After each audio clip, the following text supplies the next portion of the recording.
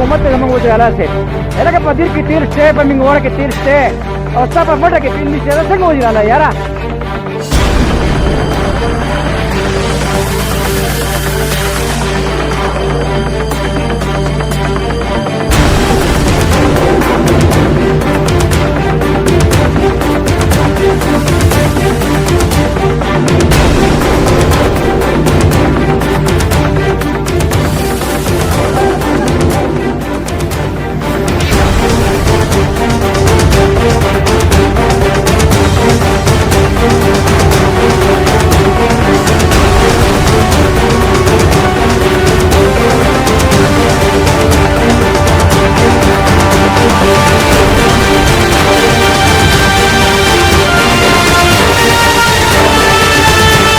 ګرانو قدرمندو کتونکو تاسو ګورئ سپاټ ټي وي لایو نیوز کتونکو دا وخت موجود یم ته امارات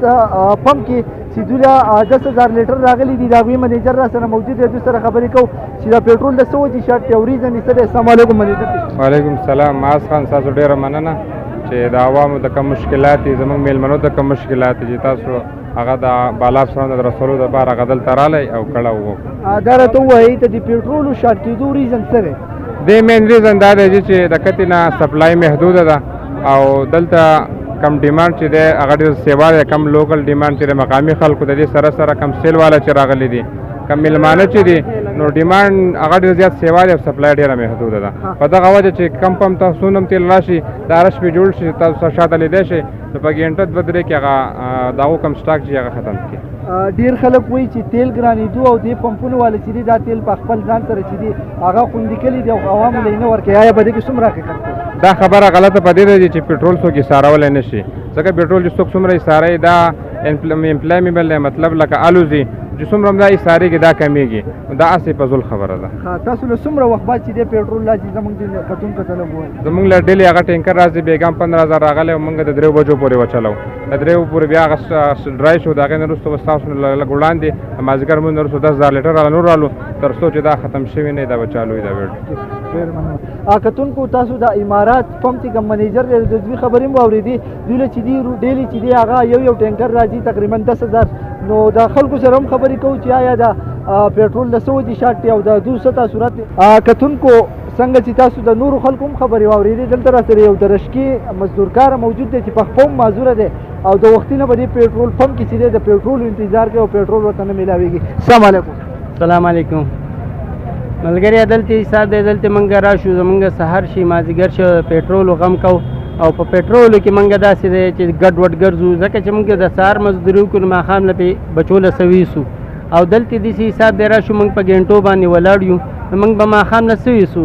یو د دې رش ته لاسه دا حل دی دغه لږ ځای پکې وران دی که نه او په کلونو وخت تېر شو او دغه لږ ځای پکې هغه جوړ نه شو او دا ټول روډ د دې د لاسه بني نو موږ دې خلکو ته ډېر زیات تکلیف دی موږ ډېر په بحران کې یو او زموږ سره د همدردي وشي دا راته ووایه د څونه وخت نه په دې پمپ کې ولاړ وي او پېټرول راته میلاو نه تقریبا 3-4 غنټې خو پکې زما وشوي چې زه ولاړ یم پکې پېټرول میلاو شو که نه پېټرول شکر دی میلاو شو دا پېټرول چې دا واچو دا به تاله څومره وخت وکړي دا ماله چې زه چلوم که نه تقریبا د چې ډېر زیات نه زیات وشي ماسپښینه پورې دې وشي د مزدورۍ سفر شته د مزدورۍ چې دا حل نو مزدوري به په څه وکړو مزدوري په دې حال کې مزدوري نه کېږي چې راځو موږ نیمه ورځ دلته وباسو نیمه ورځ بیا دلته دا حل شي یو دا ضلالت دی دې ضلالت کې خو نه کېږي والله بس پېټرول شاټ دی خلکو ته ډېر مشکلات دي خلک د مشکلاتو سره مخ دی بس موږ د خپل وزیر اعلی صاحب نه دا مطالبه کوو چې دا سیرانه دې لږ بند کړي او په خلکو باندې دې رحم وکړي ځکه چې خلکو تحریک انصاف لا ښه په ایماندارۍ باندې ووټ ورکړی دی